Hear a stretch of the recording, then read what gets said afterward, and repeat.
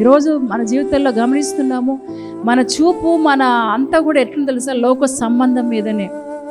ఏమి తిందామా, ఏం వేసుకుందామా, ఏం ధరించుకుందామా అన్నట్టుగా మనం ఏం చేస్తుంటాం తెలుసా, ఉంటాం ప్రియదని బట్టి.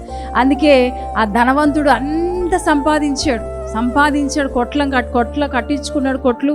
ఆ కొట్ల నిండా ధాన్యాన్ని పెట్టుకున్నాడు కదా. కొట్లు నిండా పట్టలేదంట, సరిపోకపోతే కొత్త కొట్లు చేసుకొని ఆ కొట్ల నిండా ధాన్యాన్ని నింపుకొని ఆ రాత్రి వాటిని చూసుకుంటూ పనుకుంటూ, నా ప్రాణమా తినుము తాగుము, హల్లెలూయా, సుఖించుము, నా ప్రాణమా తిను, ఎంజాయ్ చేయి, తాగు, సుఖించు అని తన ప్రాణంతో మాట్లాడుకుంటున్నాడు.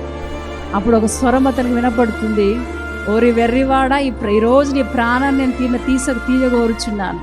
నేను ఈరోజు ప్రాణం తీసి నువ్వు ఏం చేస్తావు? ఈ కొట్లంతట్లో నిండా సంపాదించుకున్న ధాన్యము నువ్వు చనిపోతే ఏమవుతుందని ప్రభువు ఒక స్వరం ద్వారా వినపడుతుంది. ప్రియదేవుడు, ఈరోజు ప్రియ సంగమా, ప్రభు ఈరోజు మాట్లాడుతున్నాడు. మనం దేన్ని చూస్తున్నాము? లోక సంబంధమైన వాటి మీద, లోక విచారాల మీద మన దృష్టి ఉంటే దానివల్ల ప్రయోజనం లేదు.